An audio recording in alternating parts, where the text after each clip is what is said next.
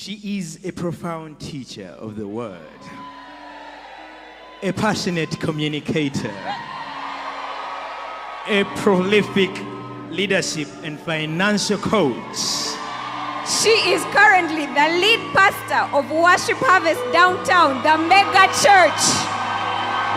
She is a mother of 3 biological children. And she is a wife to one, Pastor Jeremy Byemanzi. Pastor Ladies JP. and gentlemen, get up on your feet and join me as we welcome Pastor Beatrice Byemanzi. Woohoo! Come on, 2030, 2021, let me hear you make some noise. Hey! Is your neighbor threatening you under that mask?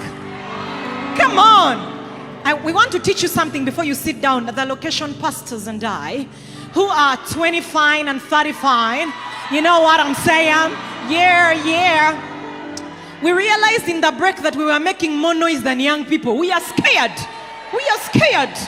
Are you people growing old quickly? So we were going to teach you something. When I say, you'll hear how they respond. Isn't it amazing? Isn't it fantastic? Isn't it supernatural? Hey! Now those are the location pastors who are 25 with shipping and handling. You know what I'm saying? Can I hear the young people in this house first make some noise? That sounds like a shout that the devil doesn't like to hear. I love it. Why don't we try this? Isn't it amazing? Isn't it fantastic? Isn't it supernatural? Hey! Yeah, please be seated. Give your neighbor a pseudo high five. Don't touch them, but almost touch them. Tell them it's good to be alive. Hey! My name is B3. I am super psyched to be here. I totally feel 20. I don't know about you. Bananga, we tried. Do we look like we are among you? We tried, Mazima, we tried. It wasn't easy, but it was worth it. I'm super excited about today because young people excite me. You're filled with purpose and questions. Yes, we are. And curiosity. And let me tell you, it's not about age anymore right now. It's if you feel young. Do you feel young? That's it. Now, if you're between 20 and 30 in age, don't let the people who are older than you shout you. Oh, it's not acceptable. I want to teach you something for about 3 minutes before I get into the lesson. That's just about how to get the most out of a teaching. Yeah, for the longest time, until last year, I would listen to sermons here. Apostle Mazi would be here teaching. And I would be quiet and I would be really receiving. You know, corporate, intellectual receiving. Because you don't, you know these people who shout, you're like, why are they shouting? Then you guys, I learned about active listening when someone is being told. You know that the more noise you make and the more you respond, the more things stick.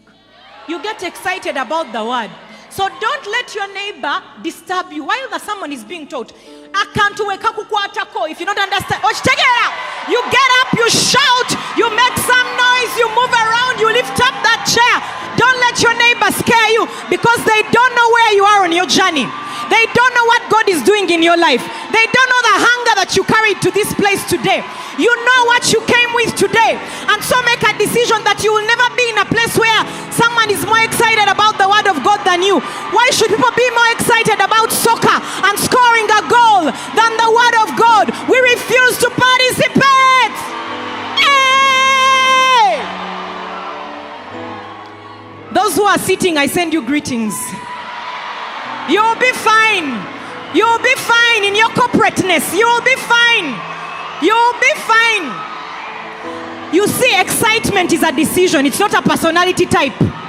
It's a decision. You say, Many of you here in your quietness, when a soccer game is playing, Manchester United, all your quietness and personality goes out the window. How can you be more excited about a football than Jesus Christ and his word? Young people, wake up! Wake up! Come on! Church should be the most exciting place in the world. Say, hey! My goodness, that sounds good. Be seated for a moment. Don't be threatened, my friend. Make a decision that from today you're the most excited person you know when it comes to the word of God. From today, even when you're alone in your car, you ask my husband. We shout in our car all by ourselves. Only let you to no gamba, yes! No gamba yecho kamusumba. You're alone. Because you see, you need to make a decision that you will not allow anything in your life to be more exciting than that thing that gives you life, which is the word of God. So when a preacher steps on your TV, in your car, radio, in the taxi, on stage, suddenly you say, excitement is upon me. You're like, what is about to happen? You're ready to shout at everything. Become an active hearer of the word of God. Excite yourself. Paul writes to Timothy and tells him, stir yourself up. If you don't stir yourself up, you will sink to the bottom. Say, I refuse. Are you ready to hear the word? I'm so excited about the word I'm going to teach you. I don't even know how we are going to get through it. I need some prayer partners. Shataraman. Some people are so switched on. They've started praying for me. Hey! Bambi, there are some people who are like, what's happening? You came to the crazies. Oh yeah, we are crazy about Jesus and we will not be ashamed. And you're about to be infected in the name of Jesus. Hey, 2030 gathering, my goodness. I think we are going to change downtown's name to 2030 Downtown, Worship Harvest Downtown 2030. So that everyone who enters feels like they are between 20 and 30. Hey. I bring you greetings from the most handsome man in the house. Yeah. Byemanzi. Nkumatira. It's true. It's true.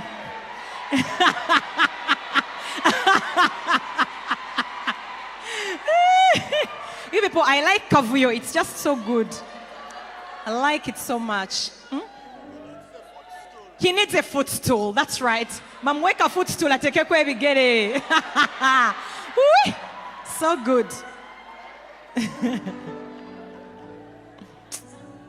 I want you to help me celebrate the man who birthed the dream of 2030, the father of the house in Worship Harvest. Apostle Moses, give him love until he's embarrassed.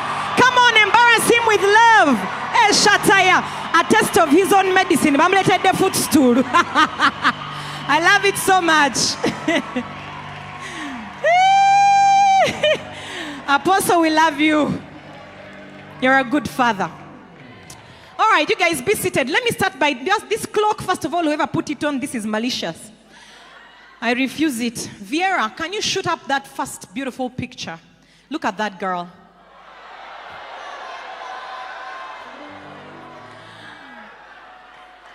I was probably 18 years old. Where are the what?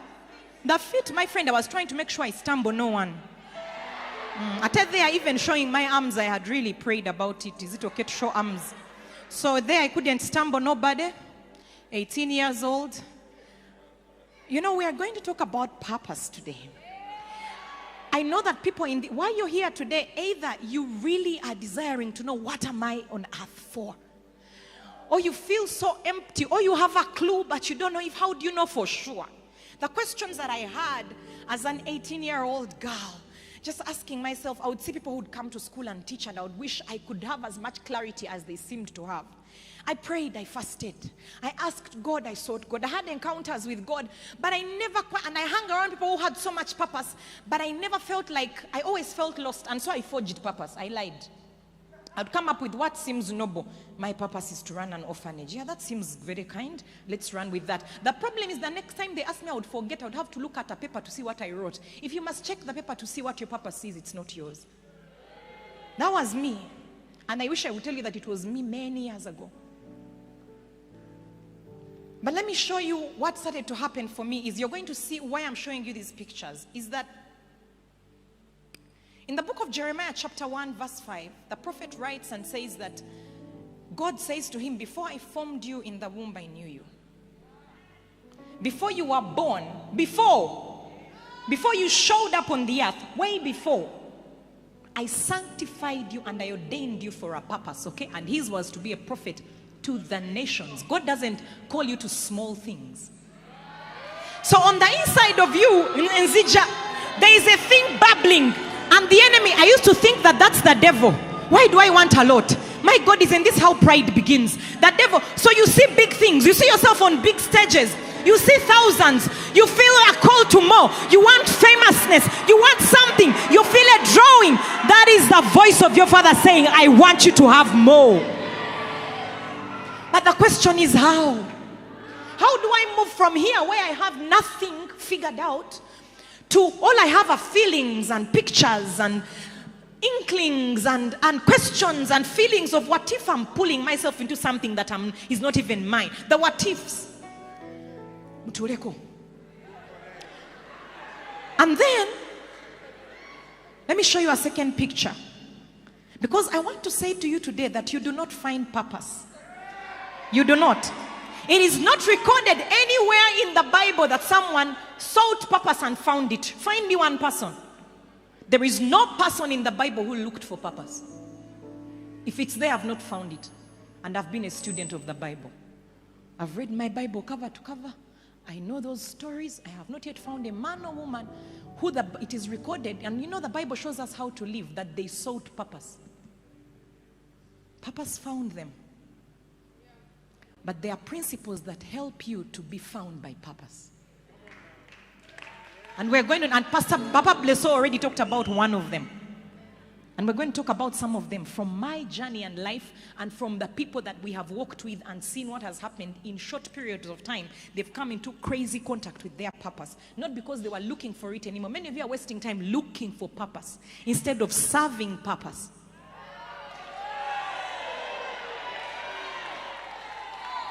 So you're frustrated. I was. You see that young girl there? I was these people who, here I was in senior 5 and I was being sworn in as the chairperson of school council. That's my headmistress. I know. I was maybe 18, 19 years old. You know what happened? I didn't feel like a leader. I didn't stand for a leadership position. But the headmistress and the teachers sat together and decided that I should be the chairperson of school council. And I did not know why. And I don't remember doing anything significant. But according to them, the way I lived my life was a good example for the students to follow. So they made me a leader. And I in my head, I told myself, when I finish senior 6, I'm going to run away from leadership. Because I'm looking for purpose. That doesn't make sense. If you start to look back, you will see that God has been writing a story. But you're trying to get out of his story to create your story. Let me show you one more picture. You see me there? That's the bishop of that diocese. I was also in charge of Scripture Union, and I was meeting the bishop to get an award for leading exceptionally. You know, the Scripture Union was doing so well. Here I am meeting the bishop and all these men and the headmistress. I saw these pictures yesterday. I found them in a random album, and I thought to myself, I don't remember all this. Now, everything starts to make sense that for years, God was writing a story, but I didn't even see it because I had a certain idea about purpose. Everything in your life up to this point has been preparing you for the thing God ordained to happen in your life. Because you see, the man who made you says, before I formed you, who formed you? God. So who knows your purpose? God. I'm about to start preaching. Before I formed you in the womb, I knew you. God knew you before he put you together in your mother's womb. He knew your DNA. He knew how short or tall you would be, how fair-skinned or dark-skinned you would be, the background you'd be born into, what hospital you would be born into. But you see, those things were not the ones that would mark what you would become. He decided who you would become before you stepped on the earth. And many of us are stuck in where it began. Jesus' story begins in a manger, unwanted in an inn where there was no room and they put him with cattle. That That did not mean that he was meant to become part of cows and sheep. He was simply born there, but before he was formed in his mother's womb, God knew him, ordained him what he would be, and Jesus simply needed to respond to that. He didn't need to respond to his background, someone who was born in a manger, born to a carpenter, who we don't hear about after a while, who I think maybe died when they were young. That wasn't his identity. He knew who he was. John the Baptist did not call himself a man of the wilderness who ate locusts and wild honey. He called himself a man sent from God. He was known. Do you know that you're a man and a woman sent from God?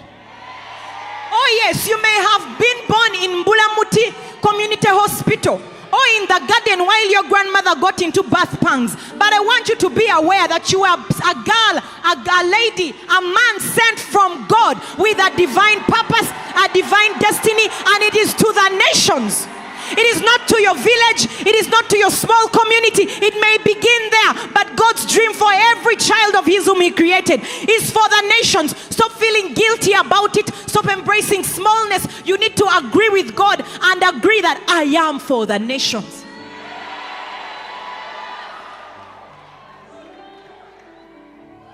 There is no person that was created to just take up space in the world. Nobody.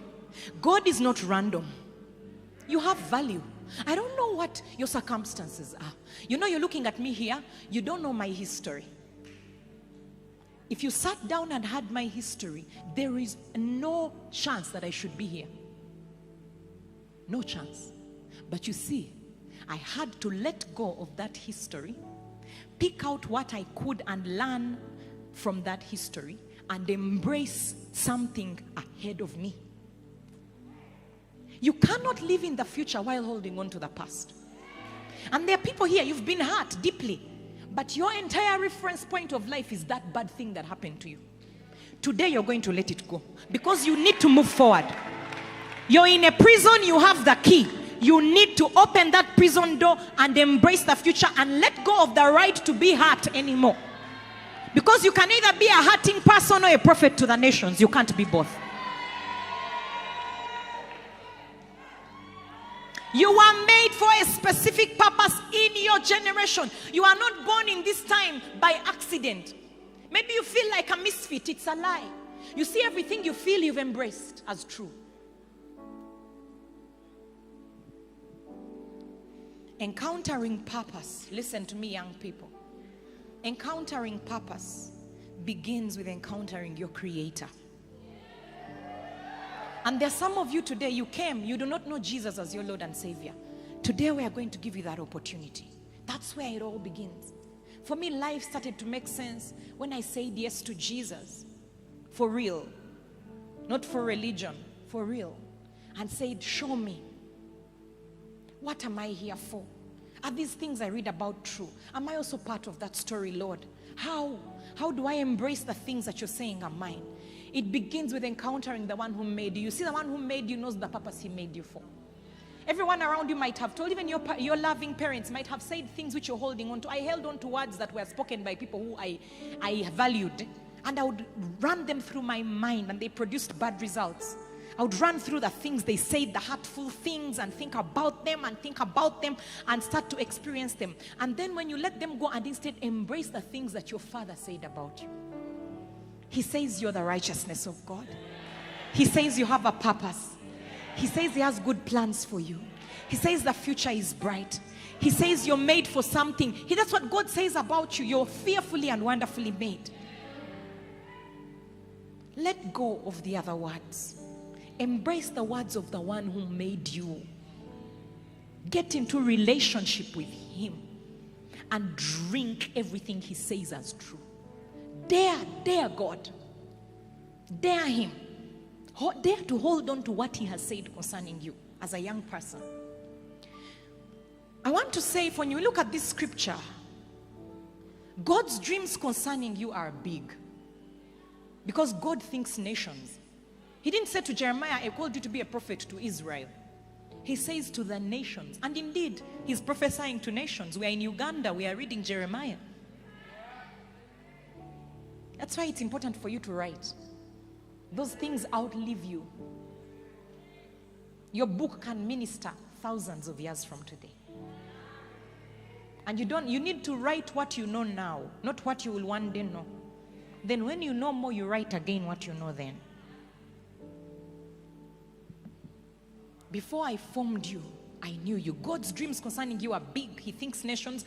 God's dreams concerning you require you to depend on Him. God's dreams concerning you are beyond your comfort zone. I'm going to go there. God's dreams concerning you are an invitation to partner with Him. Because it says, I sanctified you and ordained you to be a prophet. It's something outside of Himself, to serve a purpose beyond Himself. As a young person, I know that sometimes we think purpose is about us. It's not. Purpose is about others. That's where true fulfillment is, serving others. The next verse 6 says, what does Jeremiah say to God? Then he said, Lord God, behold, I cannot speak. Why? Why? What have you told God that you can't do? Because today I want to shatter some things that have been said about you. There are lies you've embraced about purpose. We've embraced the lie that purpose is mysterious, that it's somewhere and it's for some. So you look at people who have purpose and you're like, hey mama, also me, how do I find mine? I want to tell you, you don't find your purpose. It finds you. And we're going to talk about how does purpose find me. We believe that purpose is for a chosen few. That's a lie. Every child of God was created for a purpose. If you're here on a mission with God. Totally. You're not here by accident. Some people think having purpose means being famous. No.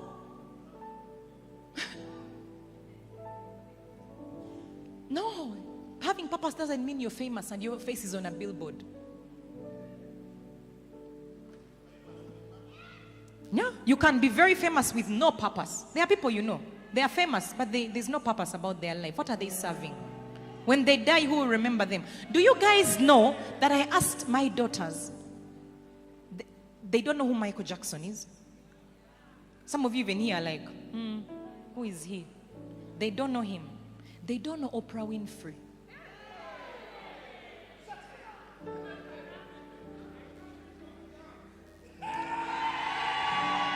What was that?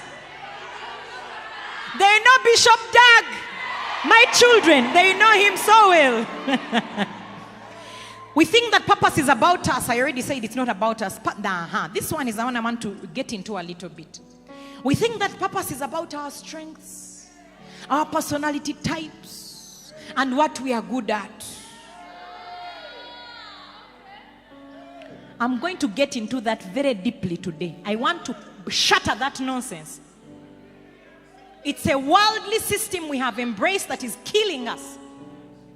Because I'm going to ask you what personality type Jeremiah had for God to tell him he's ordained a prophet. If his personality type was that he liked talking, prophets talk, what was his response? I cannot speak. You're waiting to feel it. Talking is not my strength. Good for you.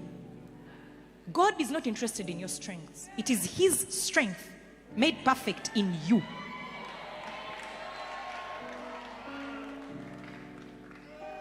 Listen to me, purpose is not found in your personality type. Purpose is not found in your preferences. Am I shaking some tables? Purpose is not found in your life history and background, but where God is taking you. Purpose is not in your past, it is in your future. Purpose is not in your strengths and weaknesses test SWOT analysis. Purpose is not about your ethnicity and education level. Purpose is not about if you're male or female or black or white or where you are born. Purpose starts with your Creator. Before you were born, you were given a purpose. It's on the inside of you. That's why you feel uncomfortable. That's why you're here today on a Saturday. You're seeking for something because you know it's there. You see everyone around you can say you're doing well, but you know that there's something off. And then you can get to a point where you know you're in sync with what God created you to be, and everyone around you is shouting and saying, that can't be it. But you know, because God put on the inside of you a governing system to help you know when you're on. He says the steps of a righteous man are ordered of the Lord. You know. You need to know that you know the voice of God. We do not find purpose. We do not chase after purpose. Purpose is already in us. It finds us. How does it find us? I want to say to you that I believe purpose finds us in the uncomfortable and the unfamiliar.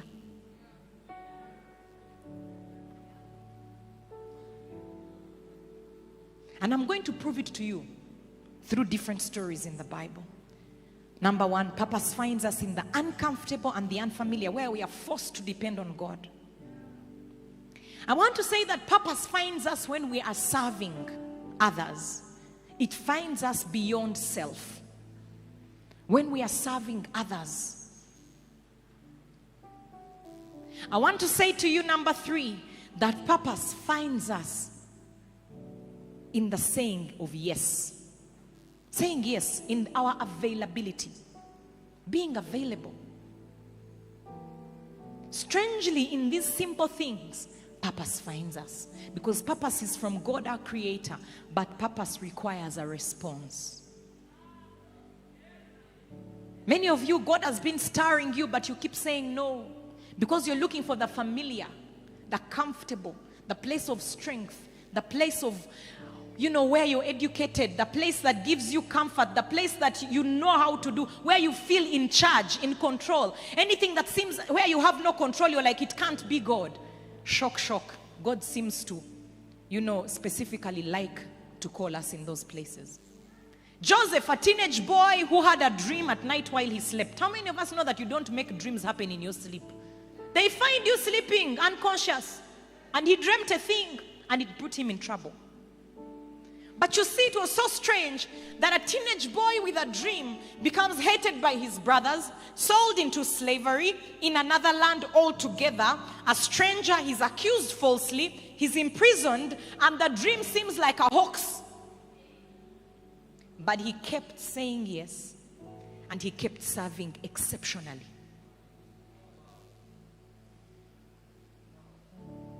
Whether he was in prison, he served.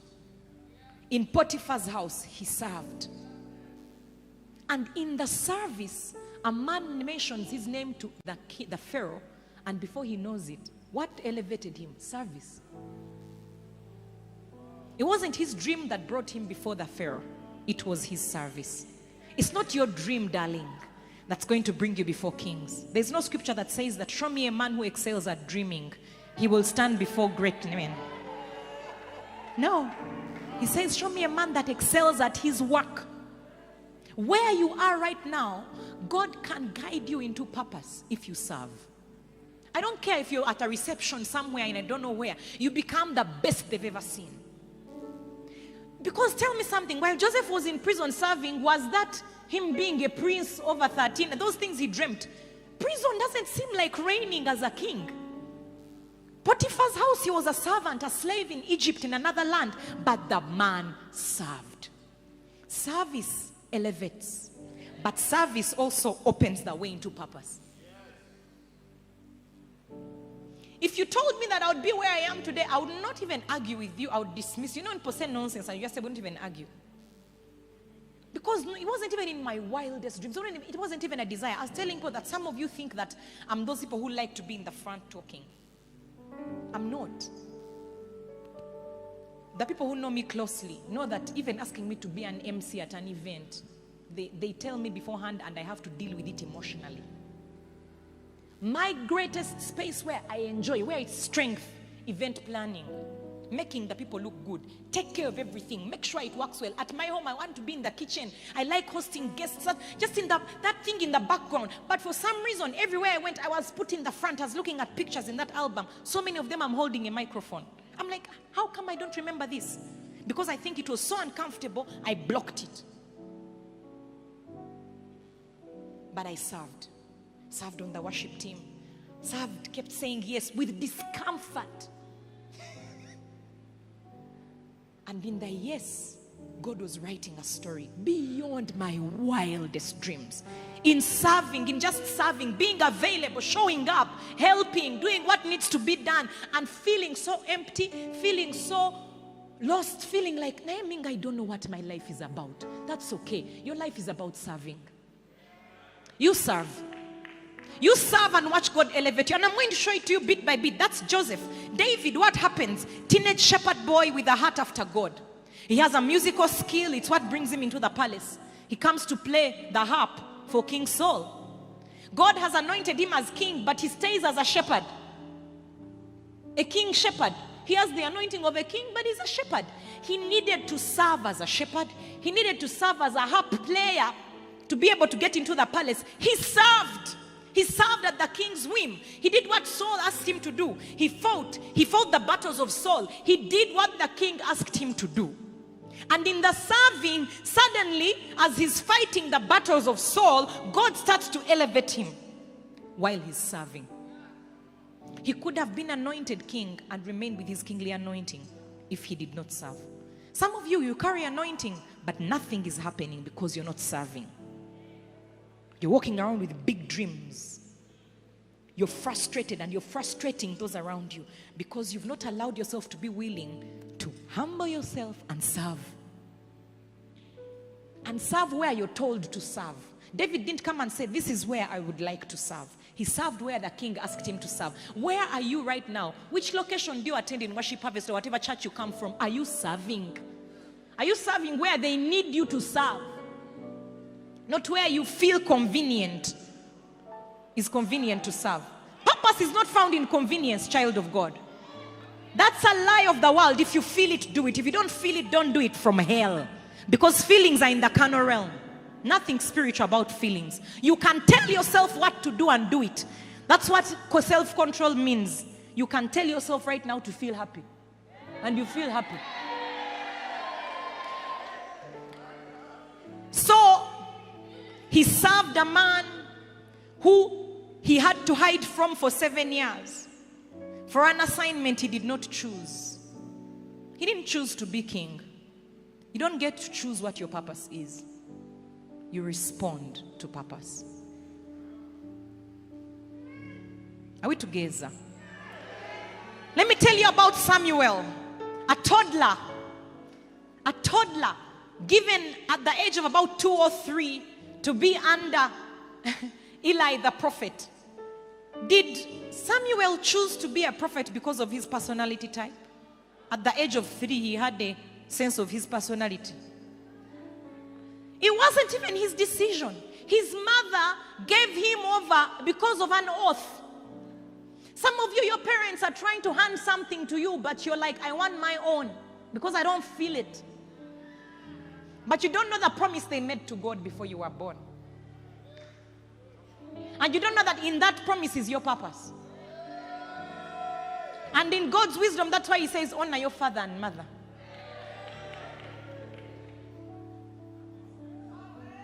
Samuel is given into service by his mother. The Bible says she made him a little ephod, a robe which the priests wore. Imagine like a little priest. I have a daughter, she's almost 4. If you know Bubbles, imagine Bubbles walking around as a priest. Huh? You think it's her choice? Is it coming out of her personality type and strength analysis, SWOT analysis, her strong feeling? He found himself a prophet. Some of you, it was decided. You know what it is that God has called you to. But because you're meeting friends who say they have a choice, you're also trying to be like them. Darling, all of us have our course in life. I can't even blame Jeremy for not running my course, my husband. He's running his, I'm running mine. In heaven, there's even no marriage. So we can't appear as one. We will not be one. We are spirits. The Bible says you're one flesh, not one spirit.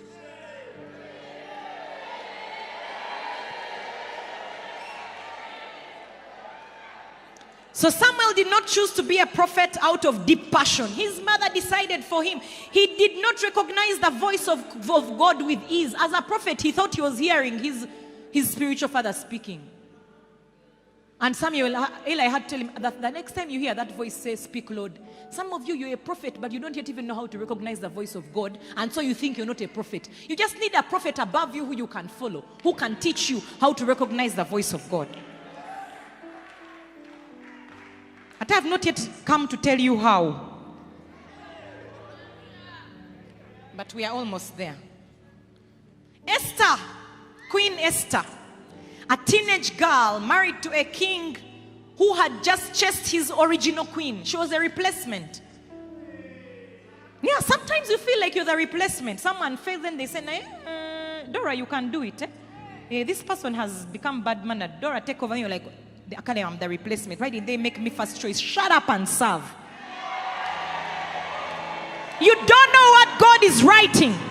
You don't know that beyond your feelings and emotions, there is a nation about to be saved.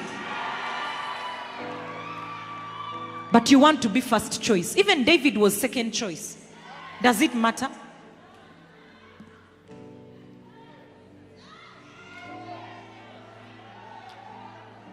She was a replacement for rebellious queen. She was a woman.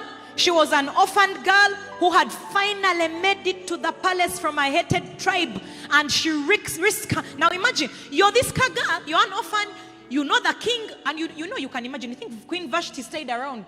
I think she had to die. You never hear about her again. I don't think they kept her alive to give an example to the other women. The king had to marry a new wife and make an example of the other one. So she knows the kind of man she has married. And then she has finally escaped her orphan life. Some of you, you're finally in a comfortable place.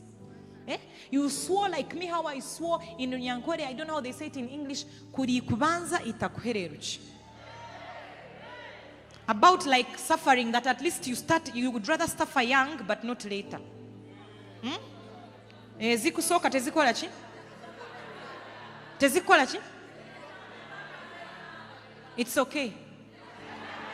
It is well. But you know, I swore to myself that I will have a comfortable life. And I will never have to depend on anyone for anything. I will, you know, when you're making those vows out of pain, sweetheart, you did not form yourself. You do not know the purpose God has for you. And that in that pain, He is forming something powerful. But you have to be willing to serve the purpose of God. Willing to say yes. Because Esther was comfortable. She also knew the risks involved. But her father, Uncle Mordecai, came to her and said, Madam, who knows, you might have been brought into the palace for such a time as this. Maybe you are promoted into that job for such a time as this. You're like, I finally got this job. Now here, arise and build. I buy the land. Finally, I have my salary. I have my plans. These people are entering my plans. I am finally about to build my house. I'm hearing things in my heart saying, give that money to this thing. I bind. God, I have a plan. God has a bigger plan for you. It involves nations. But you have to be willing to put down your plans and pick up His and say yes. Esther takes a risk. She cooks food. She prays. And she becomes a savior of a nation in her generation. God can change your story from an orphan girl, an orphan boy with no story who has been elevated into what looks like greatness, but there is more. But that more is found in serving. Ruth, a Moabitess woman. Moabites were not liked by Israelites. She clung to her mother-in-law who had nothing to give her. An old woman who could not produce anymore. She told her, Ruth, if you follow me, will I produce a son and he marries you? Leave me alone. She says, leave me. I'm going to serve you. I'm going to serve you, woman. I'm going to serve you. Where you go, I will go. Your people will be my people. Your God will be my God. What Ruth did not know, that in her clinging to another woman and choosing to serve, God was writing a story where Ruth became a part of the story of Jesus Christ, the Messiah, coming on the earth. You don't know what story God is writing. When He tells you to follow a man or a woman who looks like they have nothing to offer you, just shut your mouth, shut your eyes and say, I'm following. Where you go, I will go. You look like you have nothing to give me, but I suspect I had God. Your people will be my people. Your God will be my God. Because without you knowing, thousands of years from now, they'll talk about a young man who followed, a young woman who followed. Ruth became great because she followed Naomi. Nothing else. She followed Naomi, but Naomi seemed like she had nothing to offer. She served a woman. I'll tell you about two more people. Mary, the mother of Jesus, a teenage girl, engaged to be married. You know that dream? Yeah, truthfully, many of us here, that's a good dream. Even though your gown, young women, I know you have a dream gown, a dream shoe, a dream. They're even in a folder somewhere. So that the day a boy shows up, you're like, I'm ready. Tell me when. I'm sure Apostle Moses is going to touch on these things. Hey! Hey, 25 and above. You know what I'm talking about. Hey, shatayare ketebo. Abana baba wasema zima. We are ready. Hey. Shitty. Hey. Mary is a teenage girl. Yeah. Stop, Pastor Biruru. Mary is a teenage girl engaged to be married. You understand, her dream is about to come through. She's in a culture where you need to understand that if there was any form of suspicion of sexual impropriety, you die. So the risk she was taking was huge. But it's a shock to me that this girl, no wonder the angel was sent to her. Her heart was for serving. He tells her you're going to get pregnant. She doesn't even say, what about Joseph? What about society? You know, some of you are stuck because you want your uncle to approve. The one who paid your school fees. You want all your best friends to approve. You want your grandmother to say yes. You're waiting for someone outside of your purpose to tell you what to do when God has already instructed you to move. So you're being slowed down. An entire generation is slowed down. A savior is being held back because you're worried about opinions of men. Get up on your feet and start to serve. Mary says, okay, how will it be? Explain to me. They tell her the Spirit will come. What does she say? Be it unto me according to your word. She understands that the God of heaven and earth cannot put me in a place where he cannot protect me. She doesn't even go to Joseph and say, an angel came to me. God deals with Joseph. Because Joseph starts to see this woman is showing a pregnancy. And he plans to put her away quietly. The angel of the Lord at that point, the angel, listen to me, sent her to one person, Elizabeth, a woman who was also carrying supernatural seed. Be careful who you're hanging around with. Purpose needs you to connect to people who also have purpose. If you have purpose and you're married and you're going around telling the village girls how the Holy Spirit appeared to you, you're about to abort the dream of God.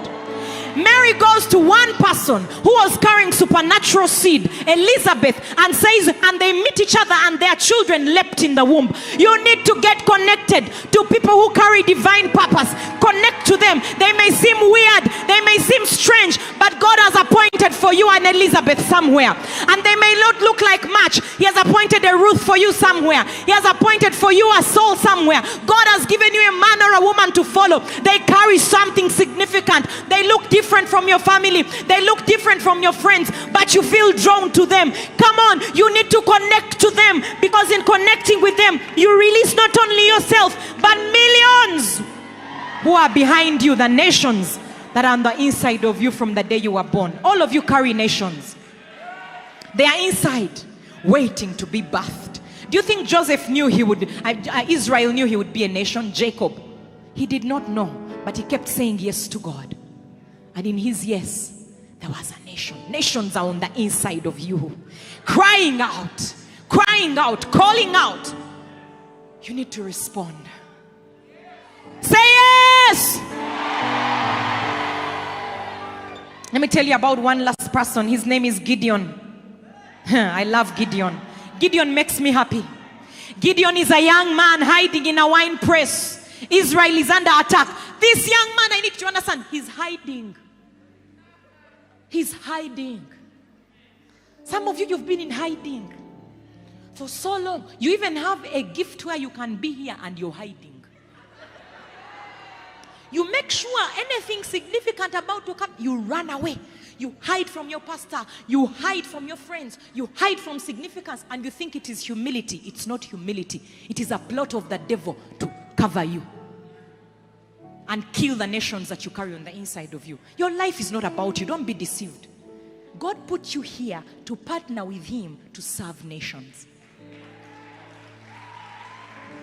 That's why there's something crying out on the inside of you. A dissatisfaction. You keep telling yourself, am I unsatisfied? Okay, God, I'm not ungrateful, but I feel there is more. That is God. Deep calling unto deep. Deep calling unto deep. Deep calling unto deep. Saying, my daughter, there is more. My son, there is more than just making money. There is more than just being married. There is more than just having children. There is more than just building a house. There is more than just being approved of by your extended family. There is more.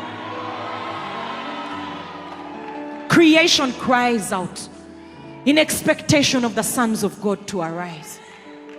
It's a generation that only you will release. So wake up. Get out of your slumber. Stop being self-centered. Serve. Gideon is hiding. And an angel shows up and called him mighty man of valor. He says, who are you talking about? Some of you, that's what is happening. Your pastor has come and said, I see in you this. You're like, am I stupid? You don't understand. Gideon says to him, I am the smallest in the least tribe, in the least clan, in the least what, in the least what. The angel doesn't respond. He says, you mighty man of valor, God is going to use you. He's like, I've never been to military school. You mighty man of valor, God is going to use you. I've never gone to college to study about being a pastor. You mighty man of valor, God is going to use you. You see, every business I've started has failed. You mighty businessman, God is going to use you. You see, I'm in my second marriage. You mighty